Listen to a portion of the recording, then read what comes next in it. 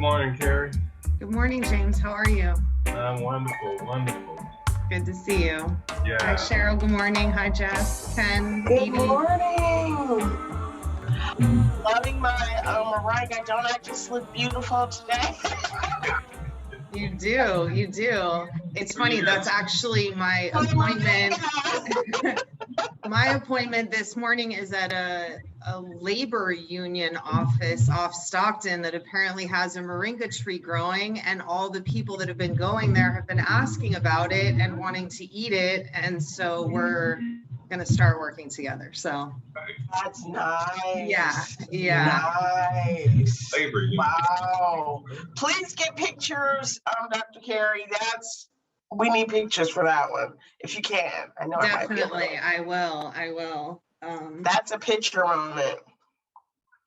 Well, James, I know you said you had you gotta get going, so I'm gonna see if Kimberly's not ready in a few minutes. Maybe we could get started with you. I think Dr. Carey, do you need me to send you the questions to kind of give you a prompt, or are you good? I have them. I'm just actually kind of trying to write them down on the side. If you can just give me one more second so that I don't have to just flip back the screens. And we can, okay, good. I see there's Kimberly. Excellent. She's logging in, so we are all here. And James, have you looked through the questions as well? So you're a bit familiar kind of with some of the topics and everything? I did, but I need to see if I can. No problem. I will prompt you. You.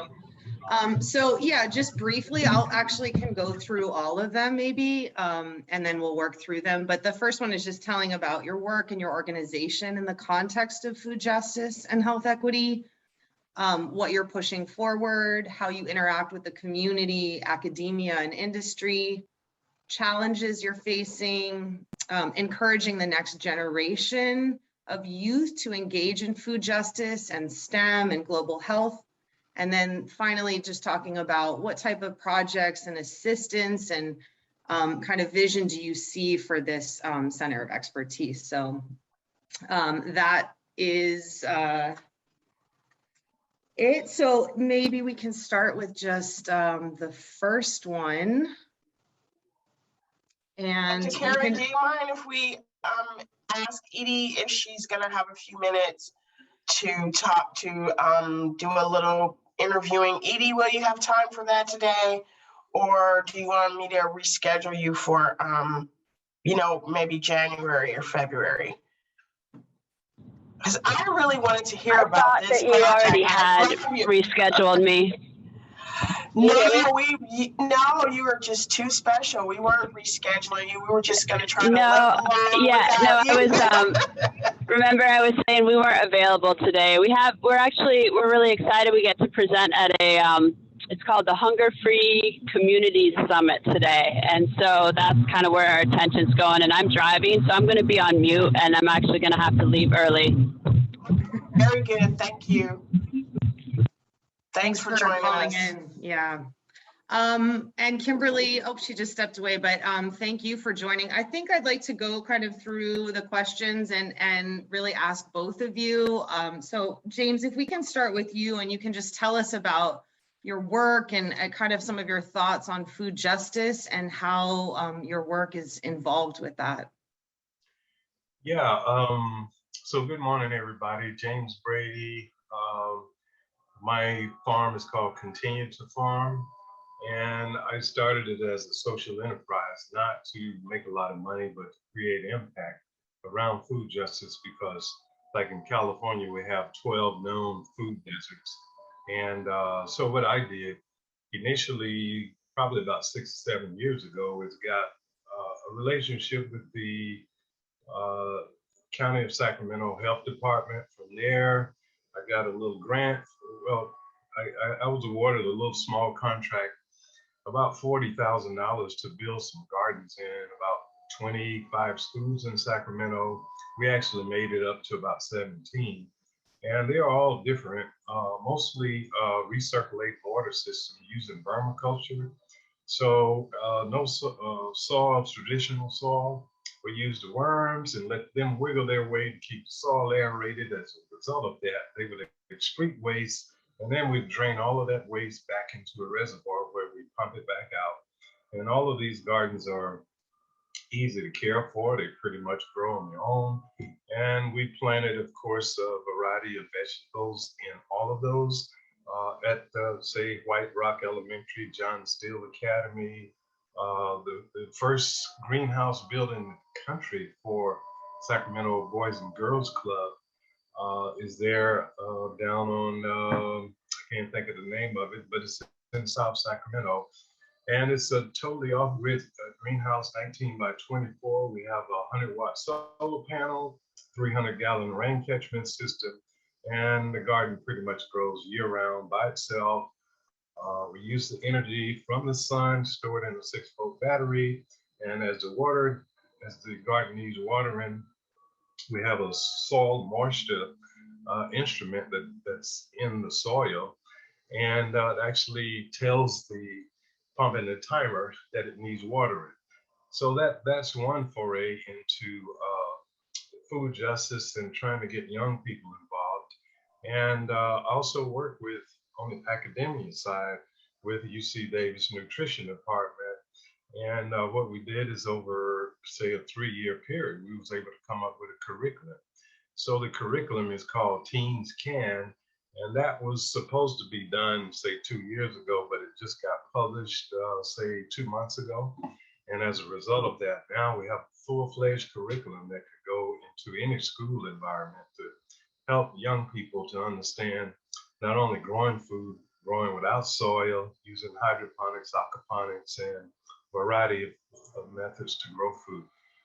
Where I see it going is, you know, with the food supply, the way it is currently around the world, food shortages, the food deserts, and the education and the fast growing of urban farms, we have to utilize the space in the cities, whether it's a parking lot, patio, rooftops, or own little greenhouses, or growing vertically using tile gardens or vermiponics, aquaponics, hydroponics, all of these new methods to grow food in the 21st century, because as agriculture as we know it is no longer the same as of, say, 3 years ago.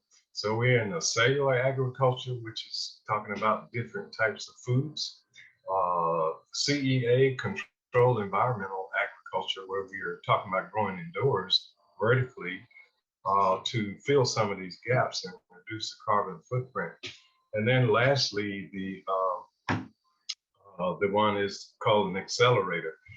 I was contacted by some folks in India, not India, but the Netherlands, say, about 3 years ago. And we did a nice little study on indoor growing. There was a PDF, indoor farming, where we talked about the various aspects and the challenges of growing indoors vertically. Mm-hmm. But, you know, that has shifted to a point now where you see vertical growing is very popular in the UK, New York City, even Atlanta is fast moving toward that direction. So I think there's a life out there in the urban communities whereby people can now grow food in smaller spaces, because as a ag tech consultant, one of the things you want to do is maximize your profits if you're going to get into growing in the urban environment. So to me, it's easier to count your revenues in cubic inches opposed to square footage. So that's the thing that I'm kind of pushing. And on the moringa side, of course, you know, I just so happen to be surrounded with all of these wonderful experts on moringa, starting with Dr. Waterman. We got Mariko in San Diego, of which I just completed the ambassadors class. That was a 5-week course, which pretty incredible to me. And I'm now looking at seeing if I can get to level 2. Level 1 was a challenge, but as a result of that, I came up with a beautiful project for my family in honor of my ancestors that we're going to do a tree planting ceremony next March on my mother's birthday. And the moringa tree with the taproot will connect all of the families together over a period of time, right? So it's going to be a walking trail that connects all of the families back together, and all of the children will be branches off of the trail. And outside of that, I'm also working with, we have a planning grant down at Alcorn State, Mississippi, Mississippi State and the University of Arkansas at Pine Bluff. And this is going to be a two-pronged project, shiitake mushrooms and moringa growing in those areas, connecting urban farmers. So that's quite a big challenge. But yeah, that's kind of where I'm at right now. You have a lot going on. It's, if you can just, you've mentioned in some of our talks when you speak of urban agriculture and kind of this distance to your food, and I always found that a very compelling statement.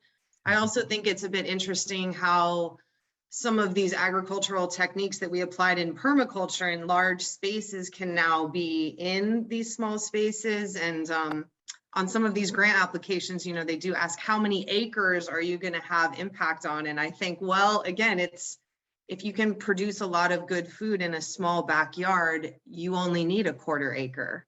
Right. So these are some different things to think about.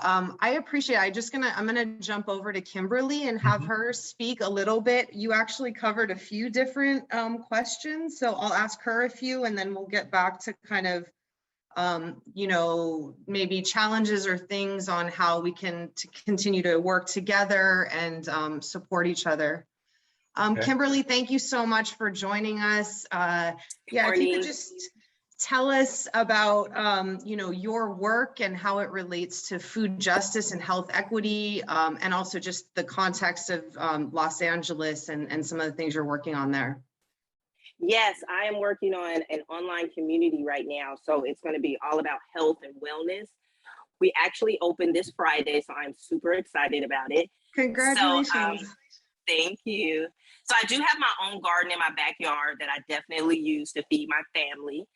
And when I was doing my plant-based meal plan, I was also using the garden to do the meal plan. So that was super amazing. And then just keeping my followers on Instagram, my email list informed about starting your own garden.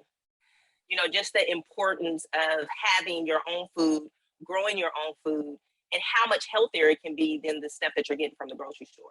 And just letting them know, because a lot of people don't really realize that they're not getting mineral rich food when they go to the grocery store, as far as vegetables and fruits are concerned, most of the time.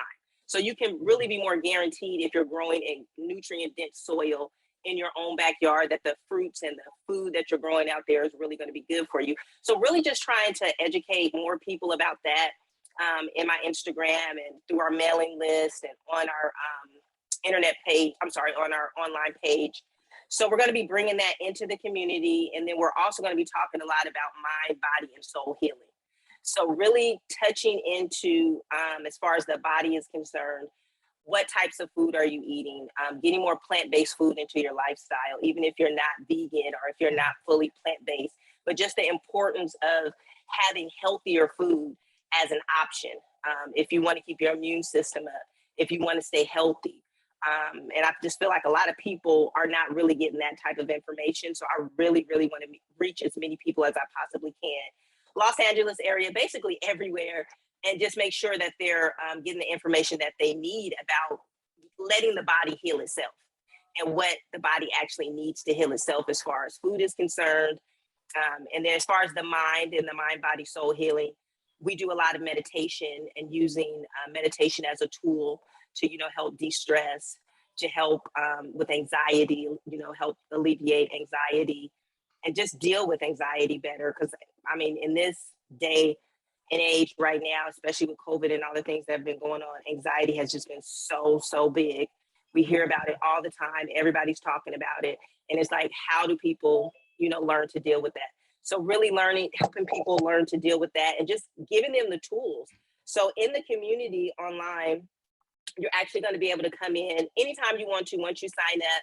And I have a full cooking show. It's a plant-based cooking show. So on there, I'm showing you step-by-step how to use plants and all plant-based food to make meals that are easy, Nothing too hard. We're showing you what type of equipment. So we're actually showing you how to set up your plant-based kitchen. Cool. What type of equipment so it's really, really, really cool. I'm super excited about it. I really feel like there's a huge need for it, for people to see how actually easy it is to cook plant-based food and to just implement that into your diet, weekly and daily. It's not that hard. I think when people think about becoming vegan or eating more plant-based foods, they think that it's difficult or they're not going to know how to do it. So I wanted to make it an easy process for people to, bring into their lifestyle.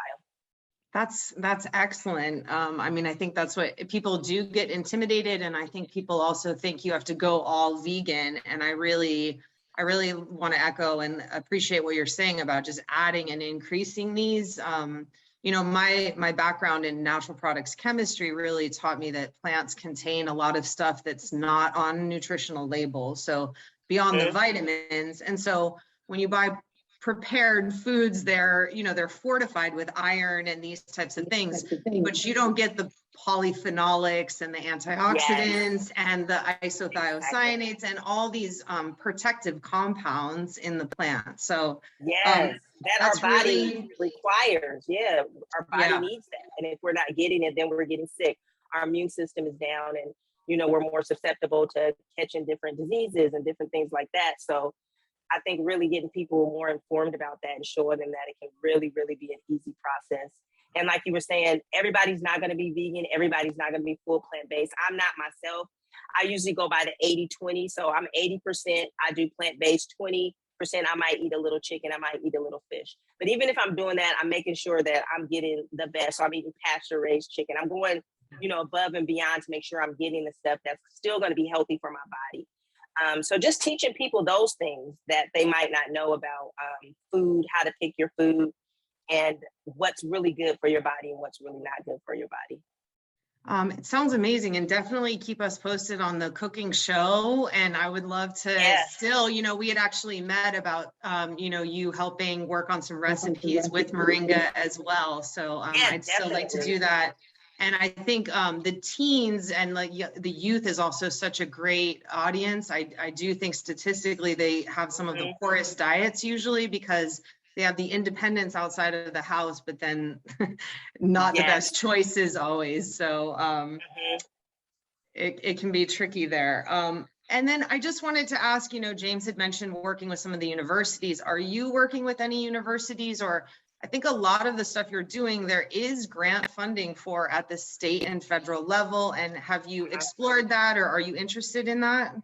No, I haven't, and I'm definitely interested in that. My whole thing is to serve, so however I can be of service, especially, like you said, to the youth.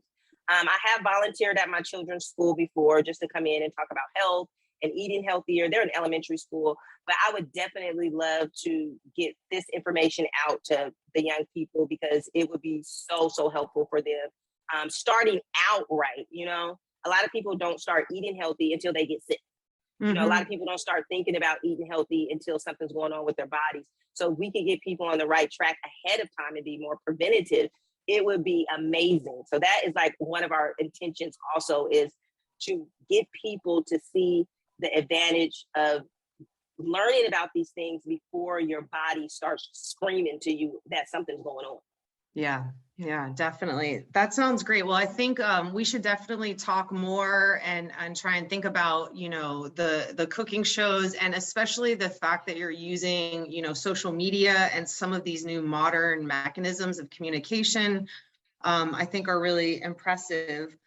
Does anyone else who's on the call want to jump in and have any questions or comments? And otherwise, I'm going to go back to James and just talk about kind of some of the challenges we're facing and some of the projects maybe that we'd like to see moving forward. Yes, I would love to see James and Kimberly connect because that's what excites me about Kimberly's program is that she's reaching that younger adult demographic. You catch them by the social media strategy and putting it in cyberspace. I mean, that's a whole population, as you said, that really needs this information and the data is there. So we can raise her profile, raise the awareness about you can do this, not only as a you know, a farming diva, but we can also reach these younger adults, this next generation, you know, that need this so badly. And, you know, when the kids start getting it, then they'll tell their parents. They're the best influencers of the adults in their lives, you know. So I think it's just such a cool thing, and there's some synergy there. I see Christian is here, and Christian has a similar demographic, so I'm just excited to see all these young up and coming food justice superheroes. Yeah.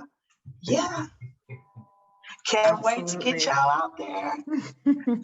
It's great. And I think that kind of speaks to our overall mission at the Center of Expertise, is that, you know, it's based through the University of California, but we're really trying to work with the communities and see the projects that are going on there, and then potentially link them with university professors and grant funding sources so that the impact is also measured. I mean, it would be amazing, you know, I'm always such a scientist, but, you know, if you had before and after surveys or health information, Kimberly, of the people that you've interacted with, and how has their health changed from taking your classes, from being on your email listserv, how have, you know, the families that Christian Brown interacts with and dealing with sickle cell, how have they adapted from this? So some of that can help with seeing the impact that people have at the community level, because that's one thing, sometimes the monitoring and evaluation isn't there. And I think that's what Green Believers is really pushing for, is to say, we can measure impact and have data just like in the laboratories. And so this is something that I think is both a challenge and an opportunity to kind of bring everyone's skills to the table for a more fluid type of impact. So yeah, if James or Kimberly, if either of you want to speak to some of the challenges you're facing in your work, or things that you would like to see or need assistance with, or kind of anything in that arena. Well, I think the biggest challenge we face is climate change, and of course the adaptability of people to take a look at their where they live. If they're in a food desert, to be encouraged to grow something. It doesn't matter, you know, if you're in an apartment or patio, you can always grow at least 2 or 3 different varieties of fresh vegetables. So part of your next meal I believe, should come from no less than 10 feet from your kitchen table. So if you're in an apartment, or if you have a townhome or something like that, it's quite easy to adapt and plant something. So for those that are, you know, looking at plant-based diet, protein-based diets, of course, vertical growing, hydroponics and aquaponics is a good way to go, because you got fish and veggies, right? And then, you know, in terms of the other challenge, I think that we have, particularly here in California, is water supply. Mm-hmm. So we have, of course, I have this wonderful laboratory out here at the farm. I've been able to see a lot of different things that works very well. And in the future, where we're now headed is to grow food without soil, and we don't have to worry about water. And this has come by way of what we call a polymer, which is infused with nitrates from the fish wastewater. And you set it at about 6.5 pH. And, you know, if there's a shortage of calcium or magnesium in there, you can easily make those adjustments. But using cocoa fiber has now given us the ability to grow food year round without the use of water with the cocoa fiber. So I think in the cities in particular, this is one of the things where you don't have a lot of space, and you may not have a shortage of water in the city. However, the beautiful thing about it growing with polymers is that you can actually control the taste of your food, opposed to people spraying your food when you go to the supermarket. You can't see all of that, but if you're able to grow with a polymer, and there's also another thing called an enzyme, where we can infuse the enzymes into the nitrates as well. And this gives the ability for your plants to fruit. If you're growing okra, for instance, or tomatoes, they'll be at least 2 years ahead of schedule, 2 weeks ahead of schedule in terms of growth and production. So I just consumed some okra last week that grew in about 25 days, and not using any soil, coconut fiber, and the polymers. And it was just unbelievably delicious, right? So that's what I'm very excited about, is these new ways to grow without using traditional soil or using traditional water, pesticides, and herbicides. Now that's another matter we can deal with later on, because we also have this little study going on whereby we can take moringa powder and mix it with ethanol and create a foliar spray to combat pests. So there are many, many different ways to go. And last thing is, I will send out a copy of that, the curriculum from UC Davis for people to take a look at. And Kimberly, you may be able to use that in LA. I think it's a very took about 3 years for it to get published. So they go through a litany of things, but in particular, on the health side of things, I think you'll find it pretty useful. Okay, great, thank you. Yeah, and Kimberly, do you want to talk about some of the challenges you're facing, or kind of things you would like to envisioning over the next year or two?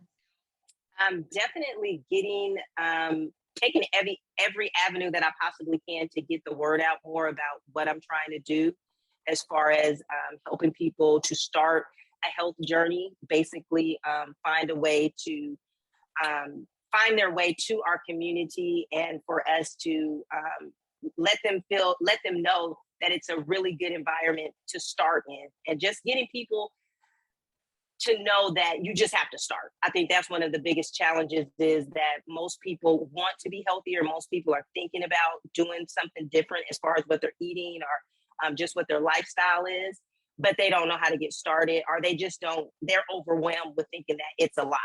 And I just want to get the word out to more people that it's really, really not. And it's just about just starting from where you are, wherever you are.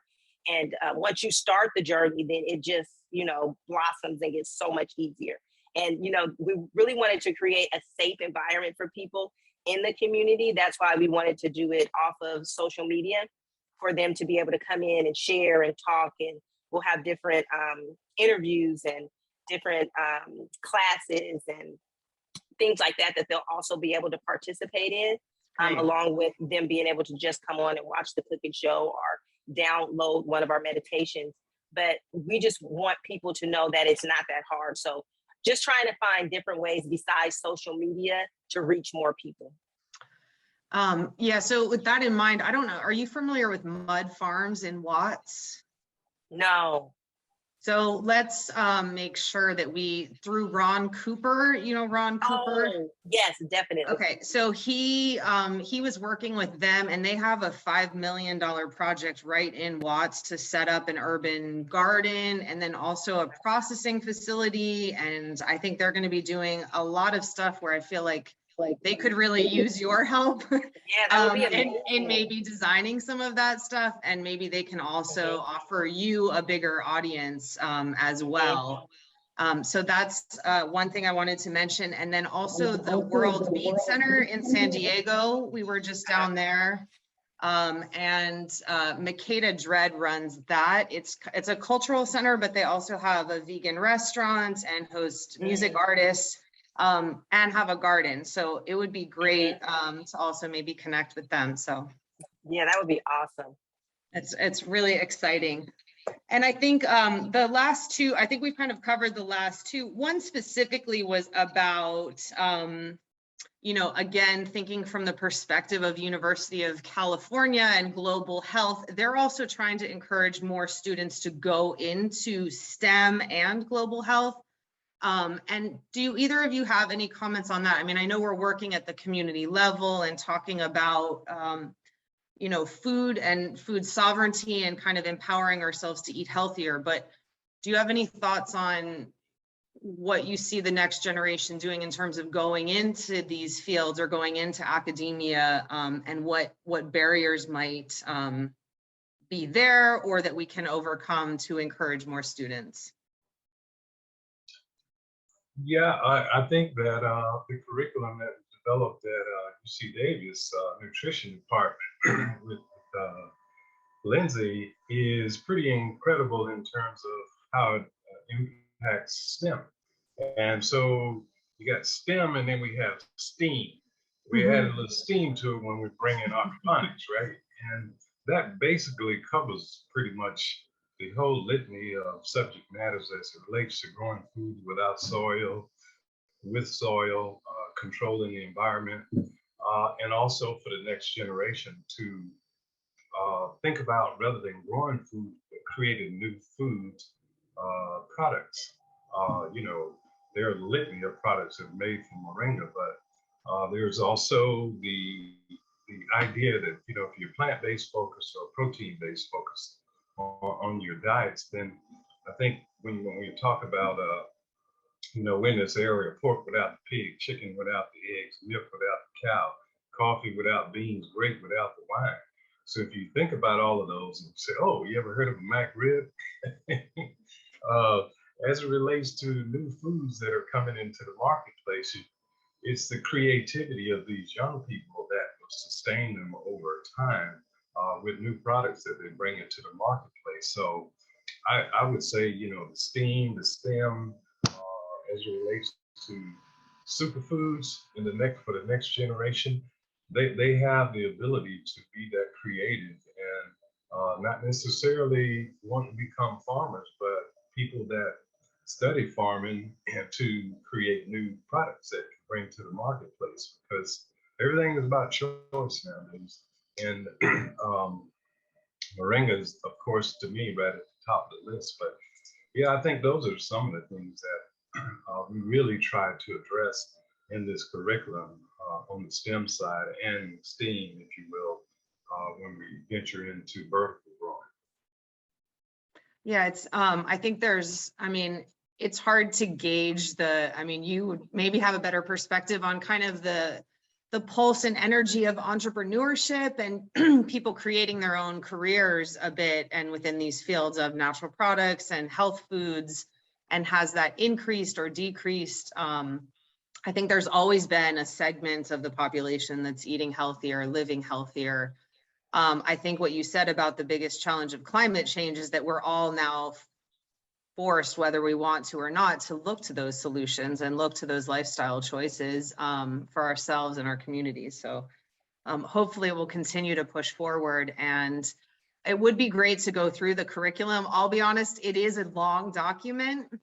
And so I wonder if at some point we could sit down and kind of go through it and maybe pull and highlight and try and come up with like a summary of what some of the new innovations in that curriculum are, to draw more people into maybe utilizing it. That's just for me. Sometimes it's hard to see, you know, a large curriculum and know exactly what's going to be involved. Well, we may be able to get Lindsay to come in and explain next year to talk about it. She published it, right? So if that's a desire to I'll reach out and see if I can make it happen. Great. And Kimberly, did you want to speak about, you know, the younger generation going into these fields of science and technology, engineering, math, arts, particularly people of color and underrepresented populations that are not? Because, for example, UC Davis, the demographics at the university level do not represent the demographics of those surrounding areas, if that makes sense. So they're trying to close that gap. And that's kind of what I'm trying to get at a bit more with my questions as well. Yes, definitely. I totally feel like with global warming and climate change, we really don't have a choice but to start thinking about growing food. Like the gentleman was saying, it's very important for us to really start.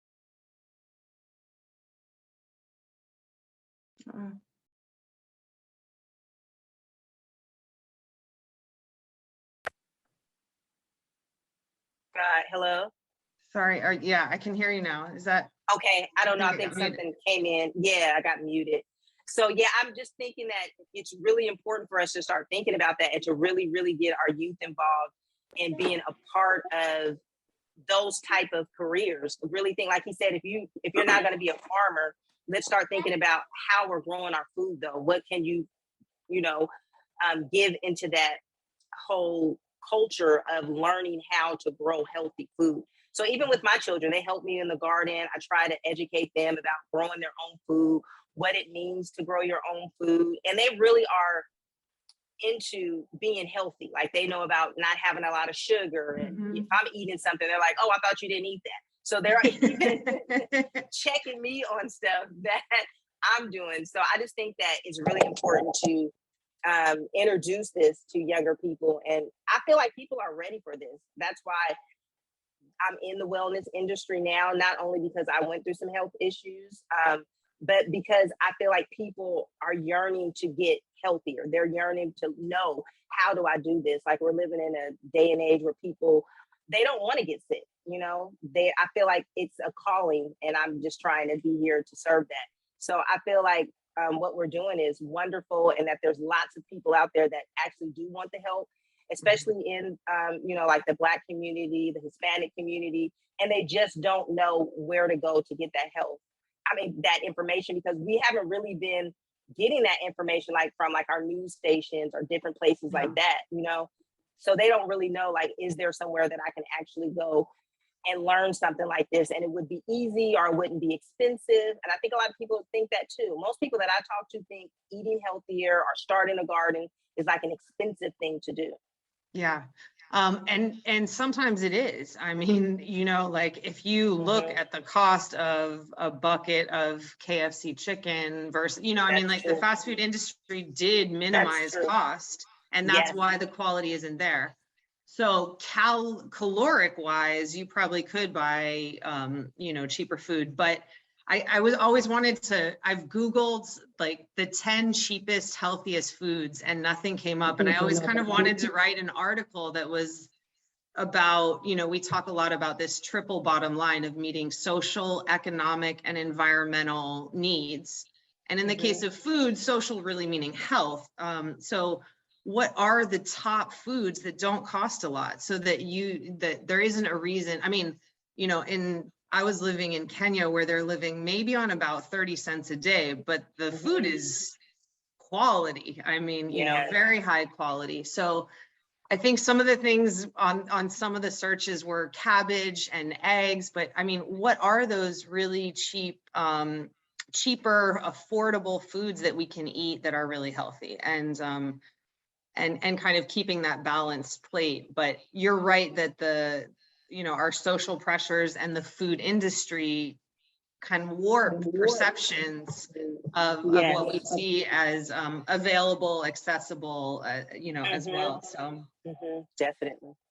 That sounds good. And then, if there's anything else either of you want to speak about, or really what you'd like to see this Center of Expertise do. So again, just to remind you, we're about halfway through this year's funding. It was a pilot Center of Expertise, and that we're hoping by the end of the year, next spring, we'll have some people from this panel who are submitting grants for more funding, and we'll also be applying for an established Center of Expertise to continue to have the community, industry, and academia interact around food justice.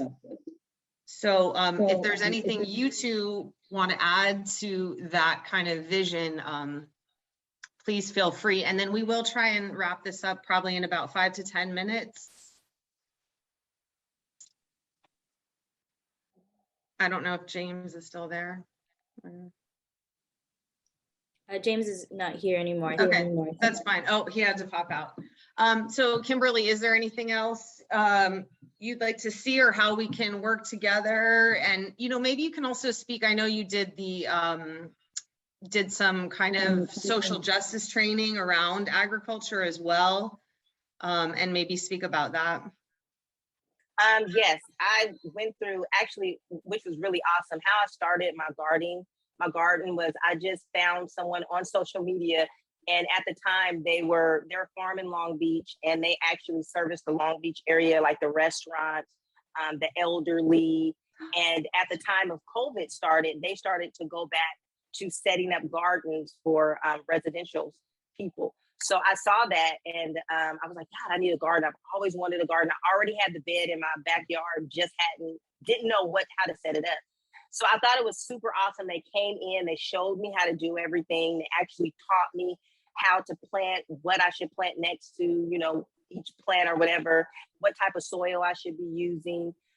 And from there, when I shared it on my Instagram, I mean, everybody I know almost got a garden.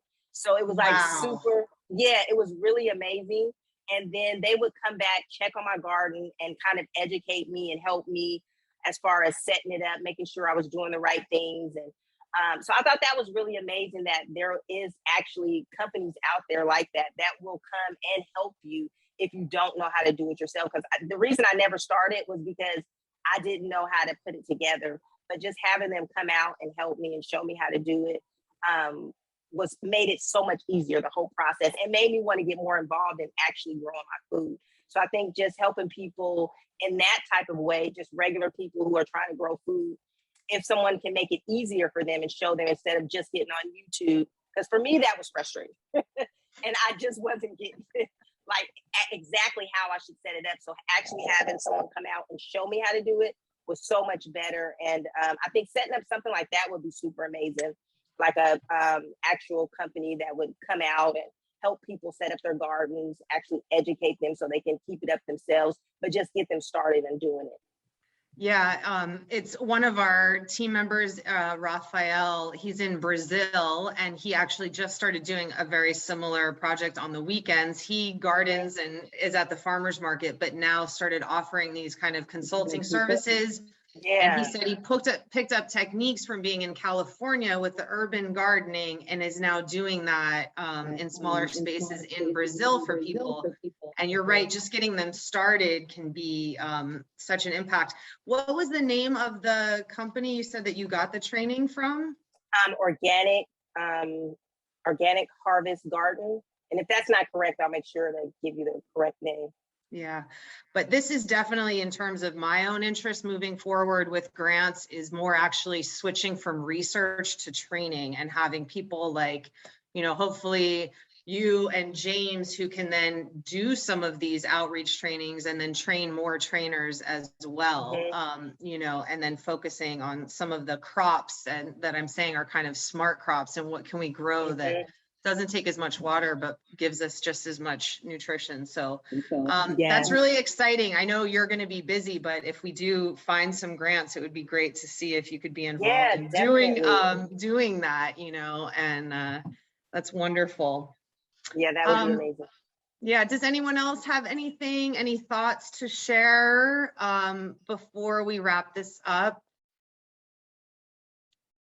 Christian Brown, I know you wanted to talk a bit today. I just, James had to leave early and I'm also heading to another meeting around 9. So we were going to keep it a little shorter today, but Christian, Kimberly, you two should also meet if you haven't already and we'll have a lot to speak about as well.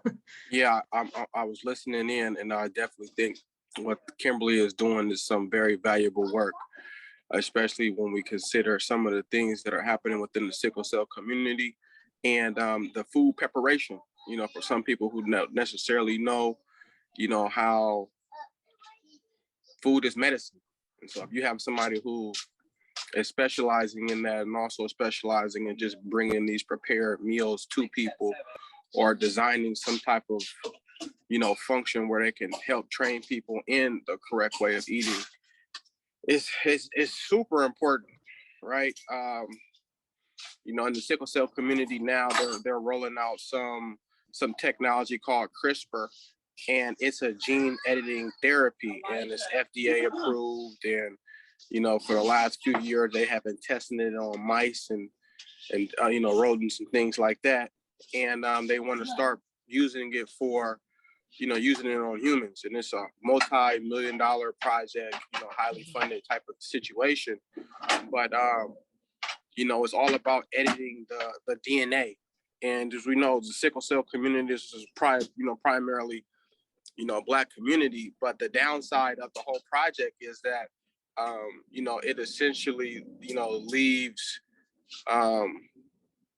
you know, it eradicates the sexual reproductive system. So as they're working towards trying to, you know, quote unquote, cure some type of mutation, you know, the downside of it is that it doesn't give individuals the opportunity to have, you know, children in a natural way. So being able to explore how food can be used as medicine within this community is extremely important, because, you know, if we can resolve this issue from, you know, a very indigenous, you know, ancient, you know, point of reference, then, you know, we can essentially, you know, break some dependency that is not necessarily in our best interest as far as, you know, building families in the future and you know, being independent of you know, institutions that have traditionally exploited us in this country, you know. So I think being able to grow food, you know, have that food network, you know, participate in that land sovereignty and that food justice is very important, to be able to educate our people on, you know, food is extremely big thing. So yeah, I'm definitely, you know, open to building, collaborating with you, Kimberly, if we could maybe even just sponsor you know, sponsor one of your shows and have it being something that is, you know, geared towards particularly the sickle cell community, and, you know, the preparation of iron-rich foods, and you know, discussing why soy isn't a good choice for the sickle cell community. As far as food choices, I definitely would be interested in building on that concept, and you know, doing what we can to make sure that it's positive, and that it can be something that we can be campaigning. Yes, I would love to, Christian. That sounds amazing. And that's definitely what I'm about, is not only teaching people how to eat more plant-based, to eat the right foods. So like you're saying, foods that don't have soy in it, things that aren't going to be healthy or beneficial to us. A lot of people are eating, you know, like the different meats that they're making that are based with soy and different products that aren't good for you, but they're thinking it's okay because they're saying that it's plant-based. So I would love to do something. That's exactly what I'm trying to do. So us collaborating would be amazing. So just let me know. I would love to. Yeah, I'll make sure you two connect. And it's really cool. You know, sometimes it's daunting we're talking about global issues that spans history and the future. And then we're talking about, you know, what's on the table in our houses for dinner. So it's a lot. And I just really appreciate all of you coming, listening in. Kimberly and James, who left, I thank you for detailing. It's really inspiring and impressive. And I think that we hope that we can just continue to work together and continue to support each other's efforts at all these different levels. So yes, thank you. Yes, and we'll be in touch through more communication with the center. And your site is Natural Intentions, correct, on Instagram? Natural_intentions. Okay, perfect. And it's also, you're listed on our food justice site too, so people can get more information there. If there's anything else with the cooking classes, like just send lots of info. Okay, wonderful. Thank you so much.